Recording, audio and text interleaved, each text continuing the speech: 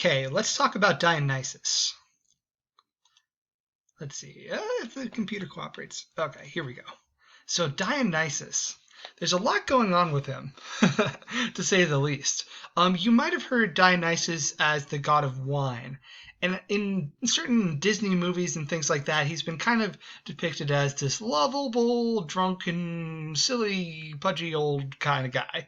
As harmless and whatnot. He's just drunk. He's fine. That's not really how the Greeks thought of Dionysus. Now, I want to be clear that Dionysus could be fun. He was the god of wild parties, but he was also the god of wild everything else.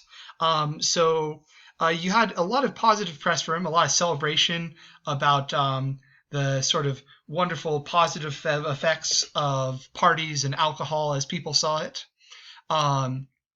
So you would dance, you'd have a good time, and of course Dionysus is associated with this positive afterlife, which also seems to be some kind of party time.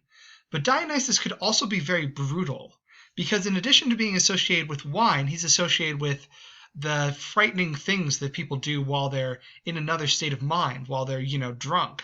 And also madness. He is the god of madness. He is the god of going berserk and losing your sanity. Maybe temporarily, maybe for a long time. But you kind of see how that's related. Lose your sanity a little bit to alcohol, lose it to madness. They're kind of related concepts. And is associated with blood and this kind of wildness. He's associated with nature in a certain way, in the way that some Greek gods are. But he kind of takes people out of normal life and brings them into this wild natural world. For instance, one thing that is strongly associated with Dionysus is the Maenads, and these are these women over here. Might have showed them before. These are women who go out into the woods with Dionysus. Now, this is a society where women are not supposed to be going out into the woods at all. But in mythology, at least, the women go out to the woods with Dionysus and have these wild, crazy parties with him. And they are out of their minds. They are experiencing this madness. They are drunk or in some sort of altered state of mind. And what they do is they rip wild animals apart, like rabbits. They rip them apart with their bare hands. And sometimes they eat them, I think. I don't know. They just do all this wild hunting in this sort of inhuman type of way, because Dionysus kind of makes people inhuman when they're under the effects of his power. So that's kind of how the Greeks thought of alcohol. And one thing to know about Greeks and alcohol is that they were pretty careful with it. They liked it, but they watered it down so that people wouldn't get too drunk too fast. So Dionysus is definitely the god associated with drunkenness and being out of your mind in these various ways. And he makes these women, leave their sort of ordinary lives and go into this very altered state of being, which was not appropriate for men, let alone women, in this time and space. So Dionysus is sort of making humans more animalistic, and he's making the animals a little bit more human sometimes too. He can transform into animals like a bull or a leopard. He can make the leopard tame and ride around on it. So he's sort of destroying the boundary between human and animal. And in other ways, he's destroying the boundary between nature and society, because he'll start making plants grow in people's houses or things like that. He has these sorts of strange powers. And so if we think about it, Dionysus as a trickster, what kind of things could we come to here? Well, Dionysus definitely does play tricks on people, and I want to come to one specific example of that. But one of the... Nope, there goes my train of thought. Okay, but Dionysus... Dionysus plays tricks on people, and he dissolves this sort of boundary between wild and tame society and nature.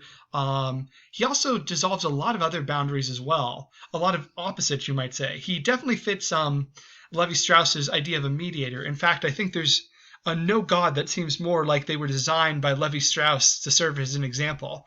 Because in other stories, Dionysus appears as very androgynous. He's a beautiful young man, sometimes almost feminine. He dissolves the boundary between male and female. And he dissolves the boundary between sanity and insanity and good and evil, because Like most tricksters, he acts outside the normal rules of what's appropriate and what's right. So he does a lot of different stuff. And if we think about him as a trickster, it's kind of interesting to think that he was born in a situation of a trick. It was Dionysus' mother, Semele, was in love with Zeus, and she was one of the women that Zeus was seeing, of course, and she didn't know it, but she was carrying his child, who would be Dionysus, right? And her sisters tricked both her and Zeus. Her sisters were jealous of her for getting it on with Zeus. So they said, okay, you got to make Zeus promise that he'll do anything for you. And she does that. And Zeus swears on the river Styx, which even the gods are afraid to break an oath sworn on the river Styx. If they break it, they might die or suffer or something. So she gets him to swear an oath. Oh, I'll do anything for you, sweetie. So he does that. And then she says, I want you to show me your true form. And Zeus says, oh, no, please. And he tries to talk her out of it, but she refuses. And he's like, okay. And in his true form, Zeus is just this blast of lightning, this lightning bolt that absolutely obliterates Semele. So she's reduced to, this charred skeleton. And he's like, well, that's another sad end to my relationships. And he plucks out the infant Dionysus, who's not yet ready to be born.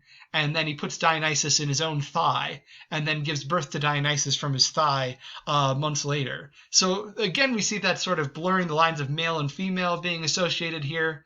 And this trick, like that Semele had been tricked and Zeus had been tricked. So that's pretty interesting. And the main story where Dionysus really shows how terrifying he can be is when he interacts with a guy called King Pentheus. King Pentheus is, I believe, a cousin of Dionysus's, the nephew of Semele. And he refuses to believe that Dionysus is a god, because he's just a cousin of his. And he says Dionysus is just a human and everyone who worships him is wrong and making mistakes. So he's going around trying to stamp out the religion of Dionysus.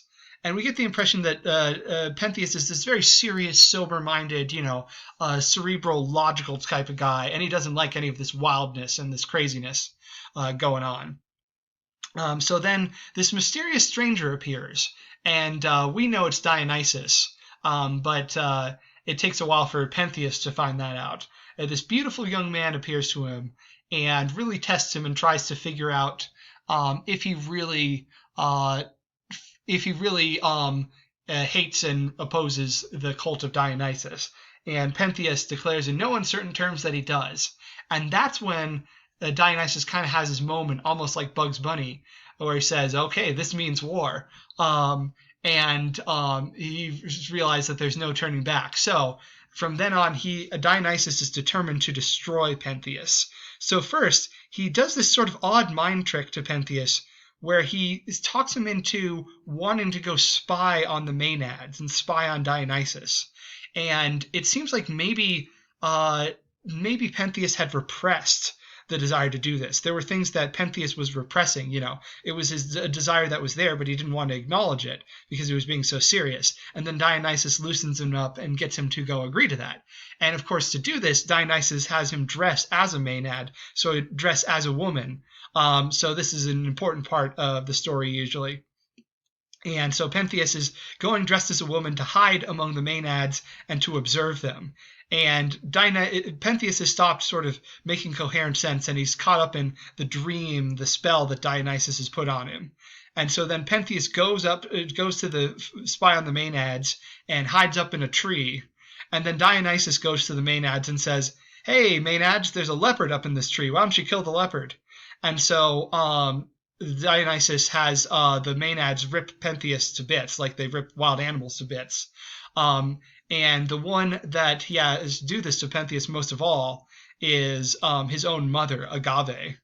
And his mother, is out of her mind right now. And then later, she's horrified when she realizes what she's done. She thinks she's carrying a leopard head, and people have to tell her, no, that's your son's head.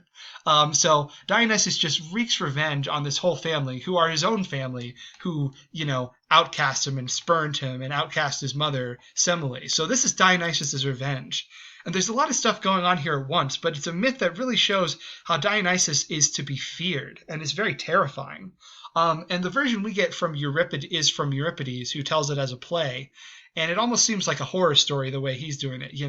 These people made a mistake and they didn't know what was going to come back to haunt them. So in a sense, he's a trickster who's getting revenge on those who have wounded him and harmed him. But it's also a message about sort of not defying the gods.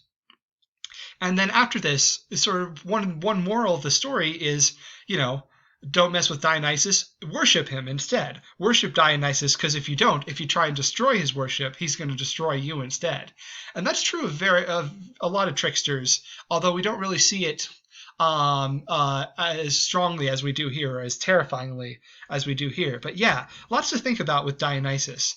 And in the way that he goes between all these pairs of opposites, he really fits this idea of a mediator, a dissolver of oppositions. But here, instead of being a mediator to create, it's more like he's a mediator to destroy. Well, he destroys the family, but he also creates his own sort of cult and his own rituals of Dionysus, which people are supposed to follow. So in that sense, he kind of fits into the culture hero idea too. So yeah, it's complicated, but yeah, sometimes these mediator figures are more destructive than anything, and that's kind of interesting too. So yeah, just to recap, tricksters, they tend to be people who can break the rules because they're outside of society in some way. But at the same time, they're also people who kind of create new rules. They end up being culture heroes. They found important things. They start important religions, things like that. And so it's like by going outside of society, they can kind of rewrite the rules of society. And maybe society needs people like that to be the ones who rewrite the rules. Because it seems like tricksters often come along in a period of crisis or a period before anything happens. Like Dionysus, Prometheus, Hermes, they're coming along before anything happens. And they set up the rules of society. Zeus kind of does in his own way with his own trick. But then with the sort of African-American trickster stories, it's especially about times of drought or times of hardship or suffering. Those might be the times where you need new rules. So maybe you think about society and they need somebody who's going to steer them in a new direction. That's why you might want to have a trickster story, is to kind of get outside ordinary things and think about things in a new way. And a lot of people have talked about mythology as kind of an escape valve. Like the things that people wouldn't do normally in normal society, tricksters can do those type of things, and people kind of get to fill their, desire to see those things happen without actually having it happen in real life. Like nobody would want Dionysus to do that in real life, but maybe it's kind of exciting to hear about that story. And it's definitely exciting to hear stories about Anansi. But sometimes tricksters get tricked themselves, which kind of goes to show that that it's less about them being good or them being evil, and more about they stand for this sort of quality of getting pranked, getting tricked, or thinking outside the box, good and bad. The people who get tricked, whether that's the tricksters or the people they play pranks on, usually are people who deserve it in some way. Either they're foolish or they're too greedy. They get sort of strung up on their own mistakes. So from trickster stories, you can learn lessons about life, which might be another reason why trickster stories are popular. And again, Levi-Strauss has this whole idea about tricksters being great mediators in a system of mediators. But sometimes, instead of just sort of reconciling opposites and saying, oh, everything's okay, it's more like they sort of smash them both to bits. Dionysus destroys everything. So maybe it's both. Maybe it's sort of being outside the rules, destroying the rules, rewriting the rules, all those things at once. And I think these qualities, especially this quality of being able to be outside the normal way of things, is really closely related to hero stories. So we're going to see a lot of that when we talk about Joseph Campbell and the hero's journey. So that's one big reason I wanted to talk about tricksters. Yeah, I think that's all there is to say at the moment, but I will see you in this discussion questions, and also there is going to be a quiz on the African American stories specifically, so look out for that as well. All right, see you later.